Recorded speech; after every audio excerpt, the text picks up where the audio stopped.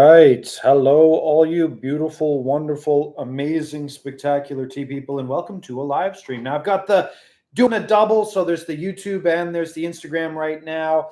And I'm realizing that with the YouTube, it needs to be a little bit further away. But whatever. There's only a couple people that ever watch the YouTube, so it's okay. It's okay. We'll figure it out. I'll hold it up to the YouTube camera. And we'll figure it out for next time. Today, what is it? We're doing a speed run of a bunch of different teas from the Storage Wars event. And we'll talk about sort of what's going on. Remember, in March, at the end of March, there will be, the 20th to the 23rd, there's going to be a big sale. So if you're looking to buy some tea, you can wait until then. But anyways, we're starting with this. This is an extraordinarily unique tea. Now, why am I doing the speed run?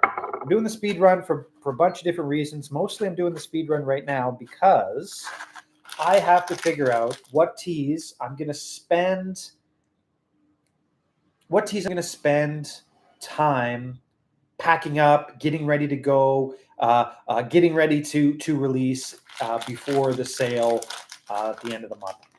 And so because of that, I sort of have to go through these teas, and I have to figure out which are the ones that I want, which are the ones that I want to release, how am I going to release them, how do I price them, all these different types of things. So just to review, what I actually did a while ago, of course, was that I bought a whole tea store. So I paid money. Hey, how's it going? I bought the whole tea store, so I've got all these various teas. Now, this one here, for example, is a GABA. And if you see right here, it's sort of a loosely rolled GABA. Let's see here. What I'll do is, I'll do that. So you can sort of see what the tea actually looks like. And it's this loosely rolled GABA. But you know when this GABA is from? This GABA is actually from, I think it was 2013. It's a 12-year-old GABA. And GABAs, generally speaking, don't get aged. This is an extraordinarily rare tea. This is really, really rare. GABAs don't get aged. I've had it a couple times. I'm going to have it again now. And so this one actually has watermelon notes. So this one has watermelon notes. What is this? This is a faux show from the same time period. My guess is this is, that's too much. My guess is this is about the 2010. So this is a 2010 faux show. Remember, faux show, Buddha's hand, big old leaves. It's got these amazing, amazing fruit flavors that if you mid-oxidize it and you do it in a good way, then you get these mid-oxidized, beautiful fruit flavors. And this one is aged. And so this one's like 15 years old. And so this one's got watermelon notes. Watermelon notes, right? Let's see, what else are we going to do?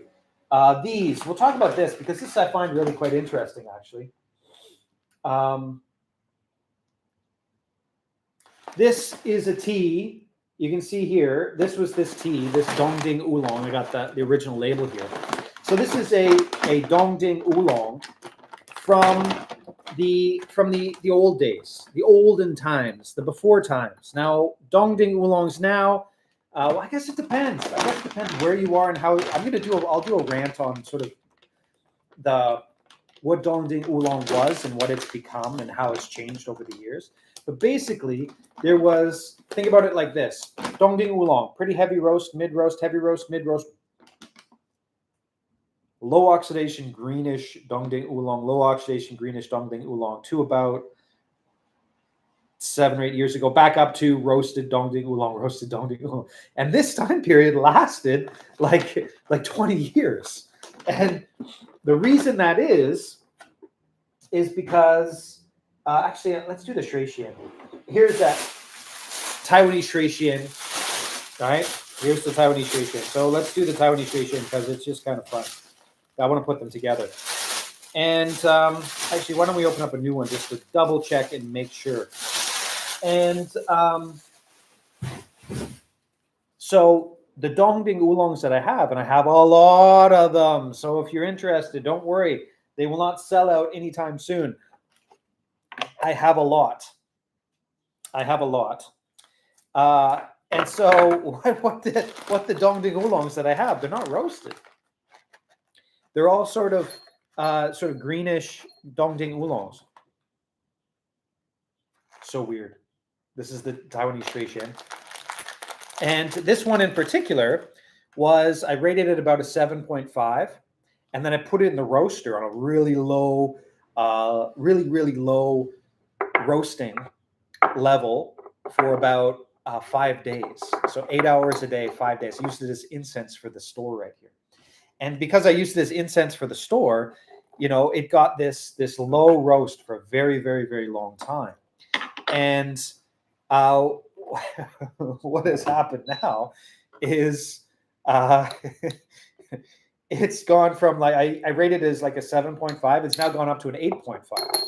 And not because I added a roast to it. It's just that I reawoken it, right? Because it's not like it's the highest quality oolong that's ever been, the highest quality Dongding that there's ever been. But it was a decent quality. And so, anyways, that's what I've done, right? So that's what I've done. And right now, I've got a little bit of free time, thankfully. Now, usually when we have large geopolitical events, the orders just go to zero. This time, perhaps because crazily and unfortunately we're all sort of used to it, the big geopolitical events, and still orders coming in. So thank you very much for that. Hopefully this geopolitical event ends as fast as it started and shortly. But anyways, the point is, I've been busy the last little while. Right now, I'm okay. I'm calmed down. I got everything done. So if you've ordered up until the last 12 hours, your order has been sent out. Your tea is out there. It's on the way to you right now. And so, like I said, I've got to figure out which of these teas I'm going to release, what the price is going to be, and all that type of stuff. And I'm not quite sure. I'm not quite sure, because some of these teas they're just crazy. They're like I said, this one's got watermelon notes. This is a 15-year-old aged GABA. This is an old style, well, not an old style. Like I said, the valley, the gully. Oh, I missed one there. The gully of the Dongding Oolong. So it's a greenish Dongding Oolong. Remember, roasted, 20 years of not so roasted, and then back up, roasted, where we are right here. This happened maybe, 2020 is the tea, the Dongding Oolongs.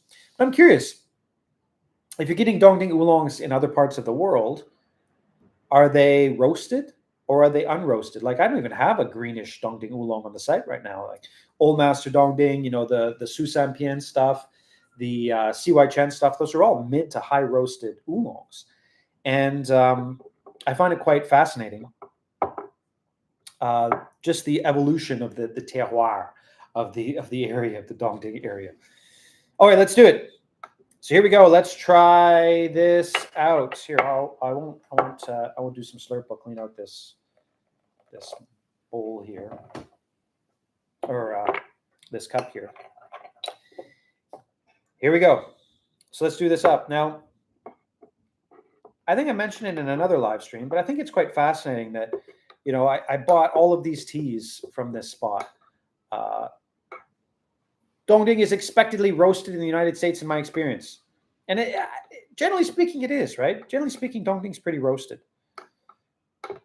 But there was a period of time for this generation of tea seller where it wasn't.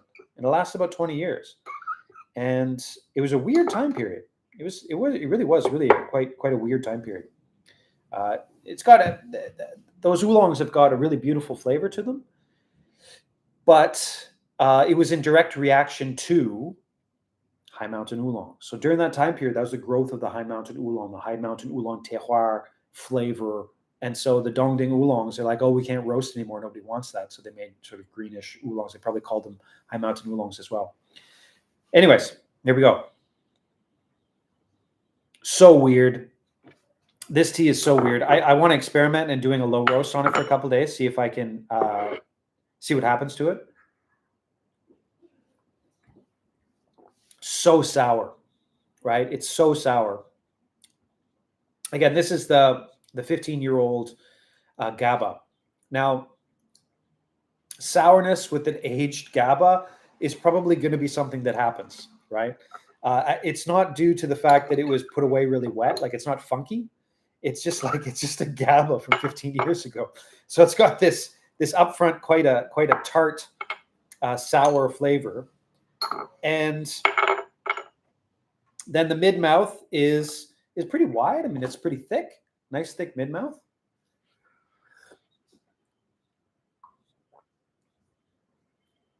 And then the aftertaste is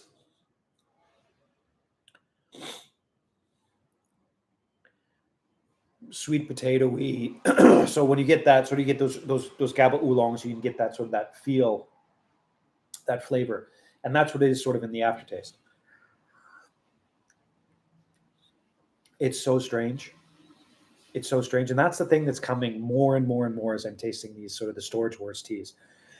Excuse me. Today is it's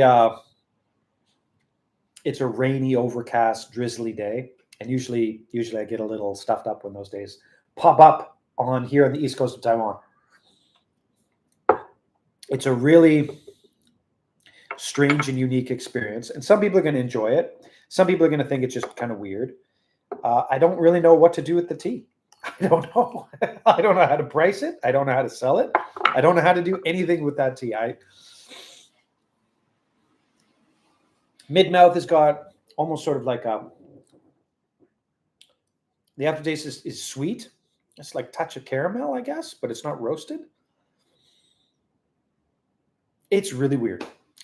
It's so hard for me to describe. It really is. It's so hard for me to describe this tea. And some people will quite enjoy it. Some people will think, what the hell? Why is it sour? And the sourness is not like the sourness that you would get with age or a tea that's been put away too wet. It's GABA sourness. It's very strange. It's a very, very strange taste. So this one, that I brewed it too strong. But the flavor on this tea is amazing. Now, the reason I brewed it too strong, and you can see, what I did with it here. You can see how thick and full this has gotten. And the reason it's gotten that thick and full is simply because it's faux show. Faux show is huge leaves. And so I didn't put very much in the bottom, but you can see it's just opening up to these massive, huge leaves. And let's see if I put it here. You can sort of see, with the white background there. They're huge. They're massive, huge leaves. And so this is a little bit too strong. You don't have to put too much of the tea balls in there. And what it is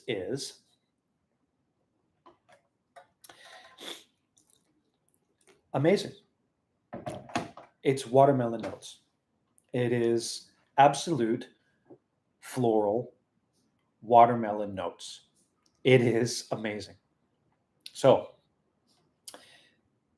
this tea, right? Unfortunately, this will not be a cheap tea. This is unique, beautiful, and it's got a flavor profile that I've never had in another tea. Now, I've had a couple times where I've had the faux show done this way. Again, mid-oxidized, right? So you're looking at 30 to 40% oxidized.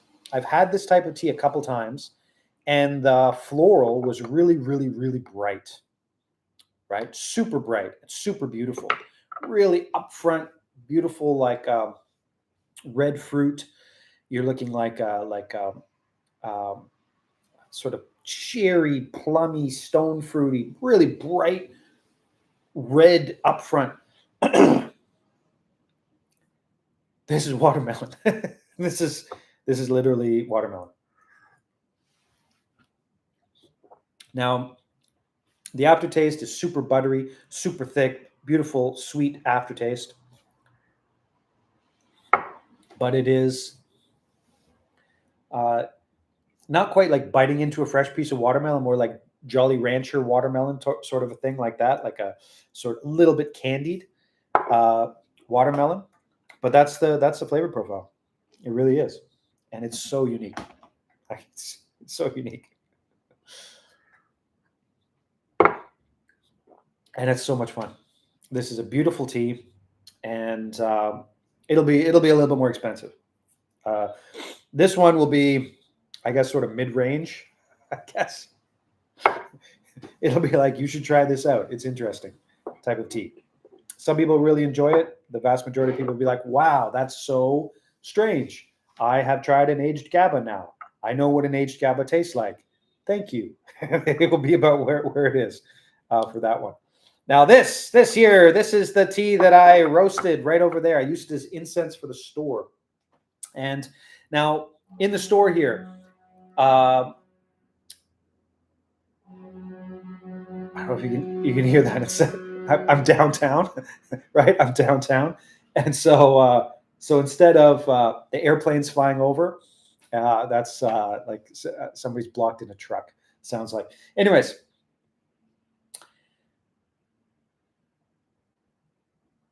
in the store, this is not a store where I'm going to make a lot of money. This is, I think I've said this before. It's sort of like a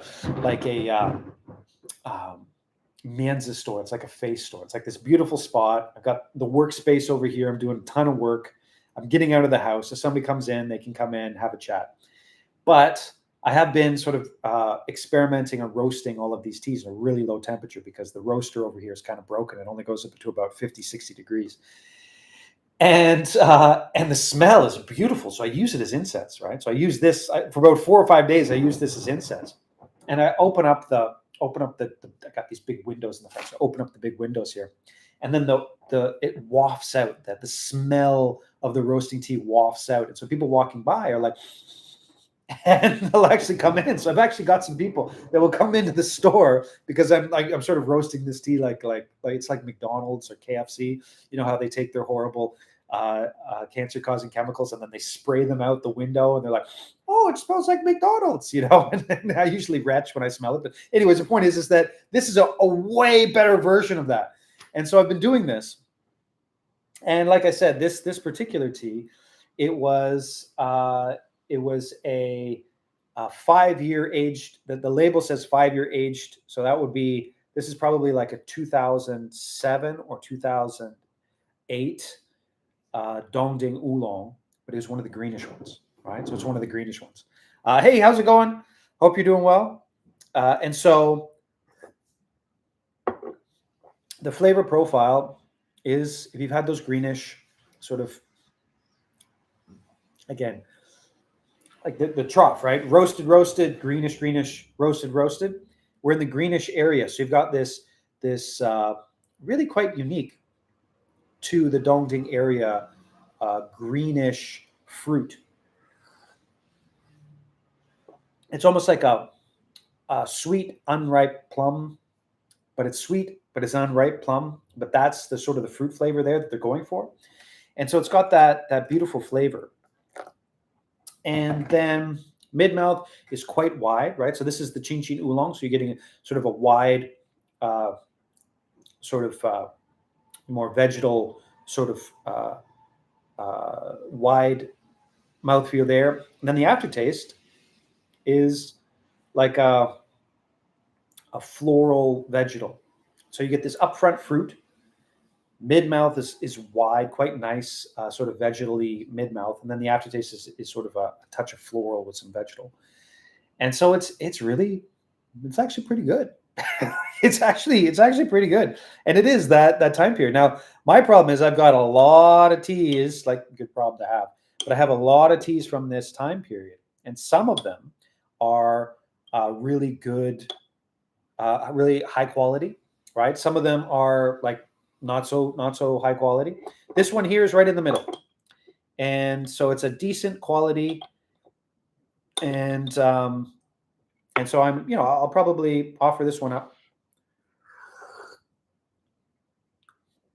and it's just a nice, it's so hard for me right now. I got to figure out how to price all of these teas, and I got to price them sort of for uniqueness, for flavor.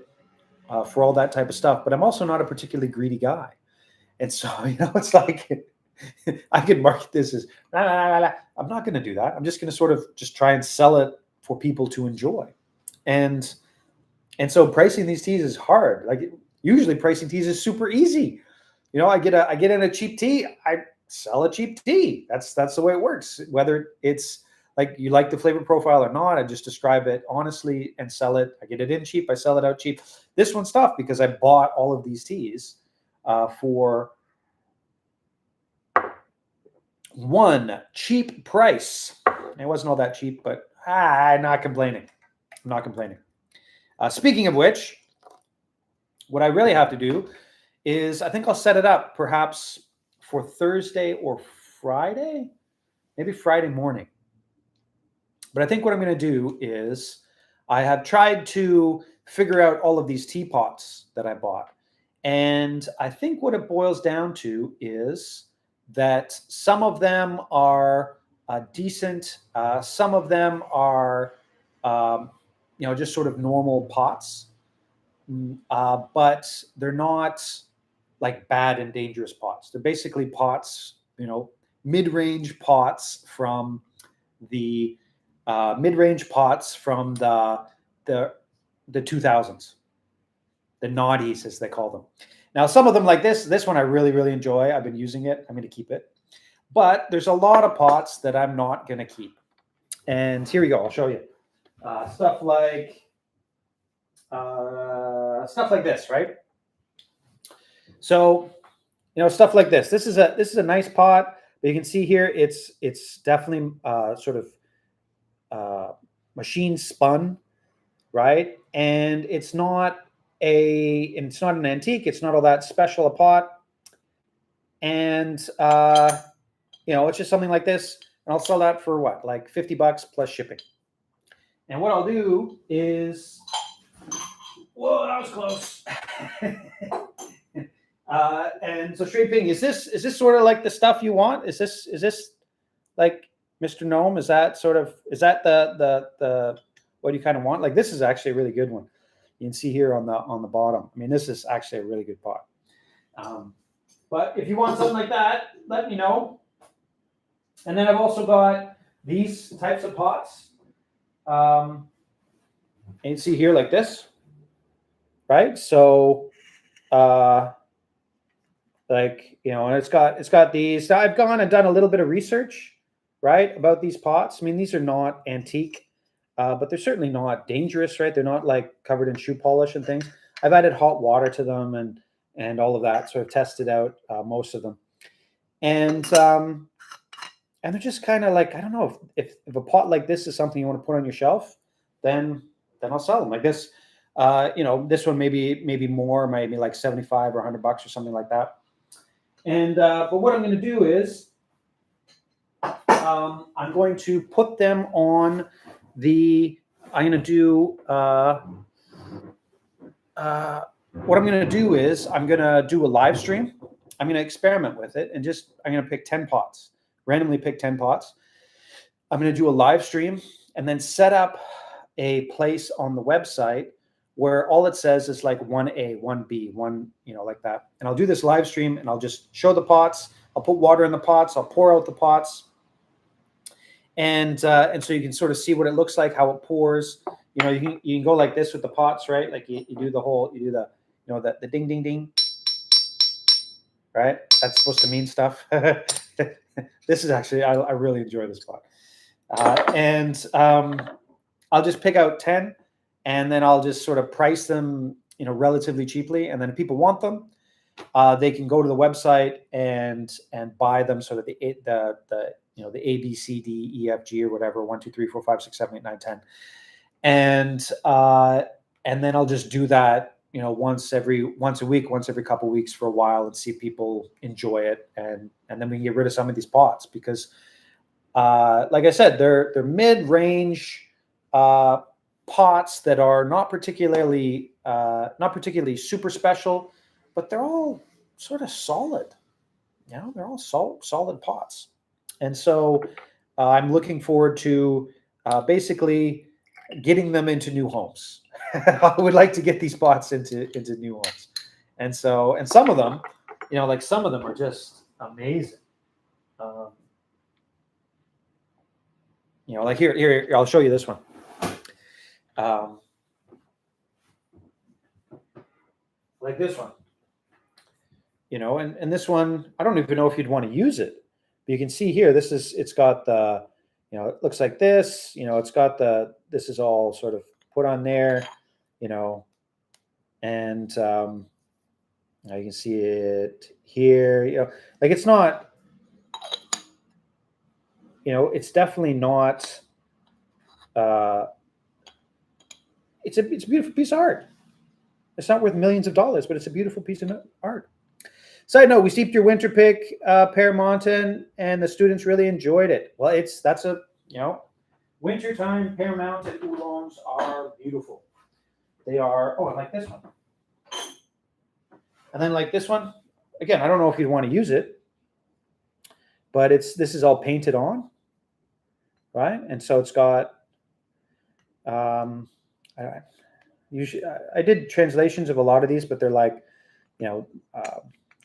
sort of like this one's got all the stamps on it and everything. Like it's not super special in the sense of an antique that's worth tens of thousands, but somebody's going to want it, right?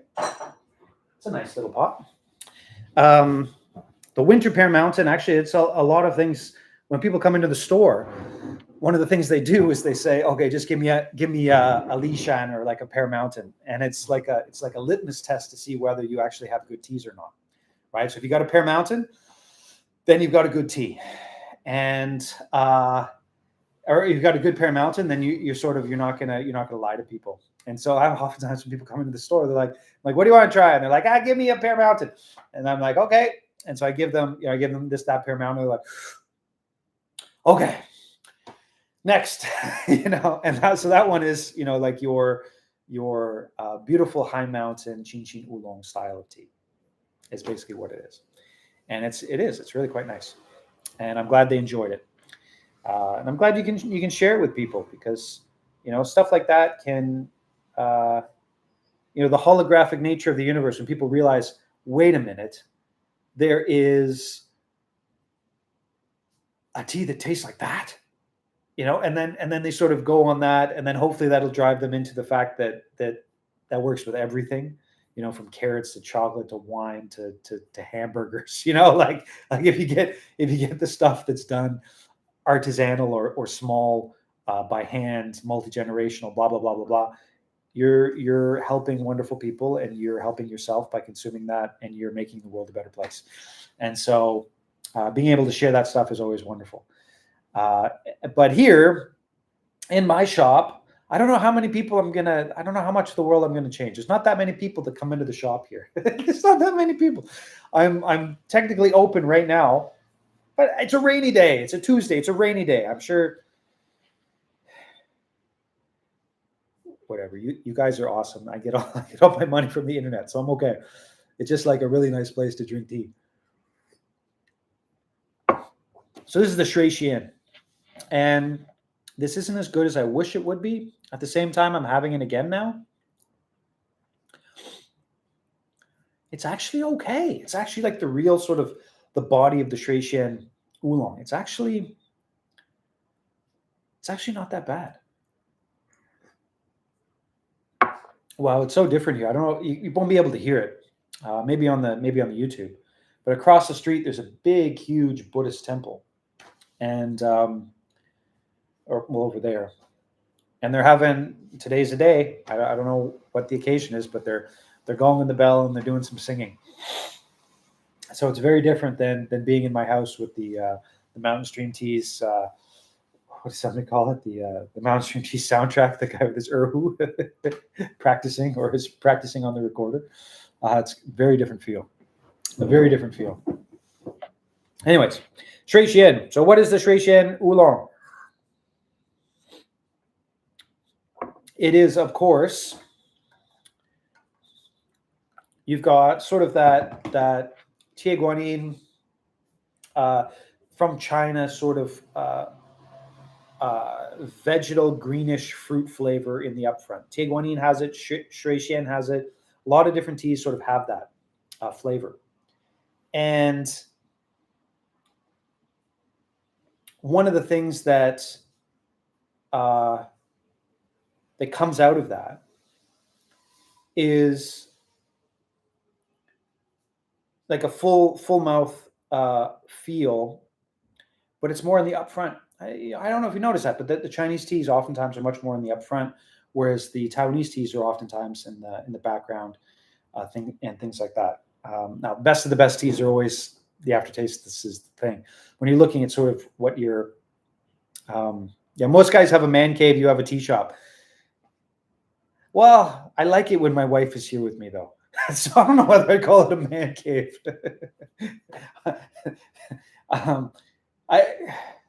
When my kids are here, it's certainly annoying, though. But yes, it is sort of the same thing. It is sort of the same thing. So this is like a pretty decent and good Shui Shan. Sort of clear. I think what I'm gonna do today is I'm gonna experiment roasting up the Shui Shan for a couple for a day and see what happens. I'm wondering if I can pull out a little bit more of the flavors, because I'm telling you, roasting this here is really beautiful. Like it went from like I did it as like a 7.5 and now it's like an 8.5, solid 8.5. It's decent. It really is. It's quite good. Okay, let's see what happened to the. This has been sitting here for a long time. Let's see what happened to the GABA, the weird GABA. So weird. It's so strange.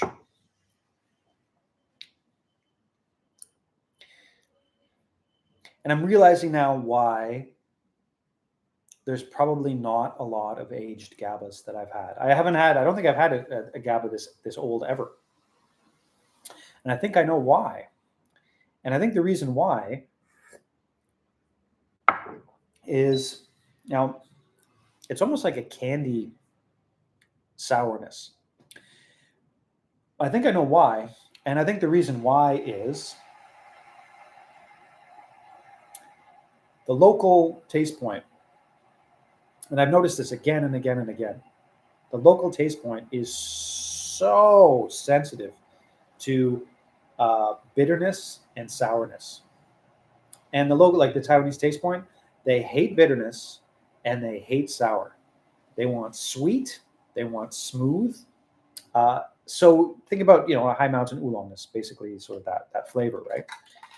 And this upfront sour, it's not nasty. It's not like bad in any way, right? It's not like you're like, gross, it's sour. It's more like that sort of that candy sweetness, like this a candy sourness mixed up with a little bit of fruit. And for sure, 100%, sort of a Taiwanese person would drink this and go, this tea it's rotten or broken or something wrong with. It's not. It's just an aged GABA. It's just an aged GABA. I mean, I'd be curious to see like what the GABA content is and what the GABA content, just sort of a scientific curiosity. But it's really, it's interesting for sure. It's a fascinating one. Now, I think you can see it on the Instagram here, but take a look. I put in general about the same amount of tea in each one of these. But look at this. The tea is literally flowing out of this. I mean, this is going to be quite strong. This is going to be pretty strong. But you can see, I mean, it's so. It's these huge leaves. And again, this one tastes like watermelon. And let's see if I can pull out one of these leaves for you to see. But this is the faux show oolong. And you can see here, just huge leaves, just massive leaves. But let's see.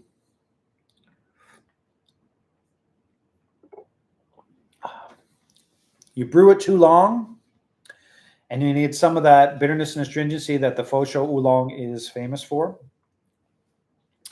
But if you brew it lightly, you're getting watermelon. Too acidic? No, it's not acidic. I don't think it's acidic. I mean, I'm sure technically it's acidic, but well, I guess so. Yeah, I mean, you would get like, think about like a candy where they add vitamin C to it to make it a little bit sour like that. It's like that. So yeah, I guess you could say it's acidic, but it's not acidic in the sense that like it's like that. It's like not lasting. It's just in the upfront, you're like, whoa, what is that? Why is that sour? Oh, it's gone. It's just very strange. It's very, very strange. And there will be people that enjoy it. And I think the vast majority of people will be like, what is this? This is a very strange thing. But I think I'll put it online and we'll see how it goes. This I'll definitely put online again. This is like, it's a really special and beautiful tea. This is really special and beautiful. It's a really unique. It tastes like watermelons, and the aftertaste lasts forever. Wow, what a special, unique tea. This one here I'll put up as well. I'll probably put this up for pretty cheap. There's going to be a bunch of these sort of greenish stone dings that I'm going to be putting up for pretty cheap. Pretty cheap. Just because, why not? I got them. They're decent. They're nothing too special, but as a daily drinker, there might be four people out there might enjoy them. This one here, the Shui Shan, it's pretty puton. It's pretty like normal and it's really Shui Shan. It's a Shui Shan Oolong. And I'm going to try and put it in the roaster right now for a couple of days and see if I can pull out some more flavors from it. And yeah, so I think that's it for today. I get to do those. I've done those 4 teas, and 3 of them I'll certainly put up in the next little while. And I think what's really interesting is how many teas I've got to go through. How many teas I have to go through and price out and pack up and put on the site. I have it's about like 200 kilograms of teas, and a lot of the teas are, let's face it, they're not very good. There was I had like 18 kilograms of the 4 seasons that had just been sitting there for like 10 years, and it tastes like 4 seasons. So maybe I'll give it another 10 years and see what happens. And then there's ones like this, which are really unique and really special, really beautiful, really, really interesting. But I'm going to keep going. I haven't even really touched all of these. I'll show you. I'll get it. I mean, I haven't really touched them. But there's all of these bad boys. Right? So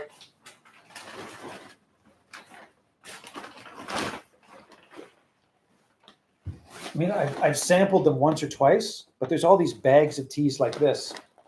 And this one is Plummy Rich. It's a 2005, like a black oolong. And like a hung oolong or like a red oolong or a black oolong. And I've had it once or twice, but it's like intimidating. And so it's in the bag and I've just got it on the shelf, and I've got to go through it. And so when all of those teas, when I get ready and I do all of those teas, that's going to be quite fun because there's going to be a lot of those teas that are like really aged oolongs. I've got some, I guess 30-year-old baozongs, some 20-year-old baozongs, some 15-year-old baozongs, and some 10-year-old baozongs, and they are all really, really fascinating, all of them. and especially there's some that they're vacuum sealed. They're 10 years old and they're vacuum sealed, so they're still kind of green, but they're 10 years old. And so they're like green, but 10 years old, and they've got these amazing flavor profiles. Just like amazing, truly amazing flavor profiles. And so I'm looking forward to getting into those. But last call for questions. Any questions about anything here? Remember, we're open. Things are shipping fine. Everything is fine here in Taiwan.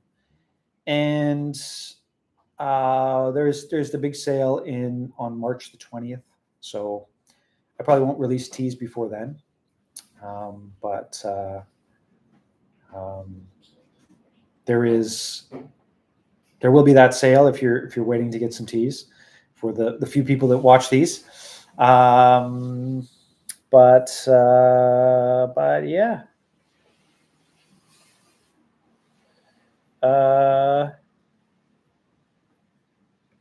And yeah, I think that's about it for now. So wherever you are in the world, I certainly hope you have an absolutely amazing morning, night, evening, and a wonderful day tomorrow. Thank you for watching, and we'll see you next live stream.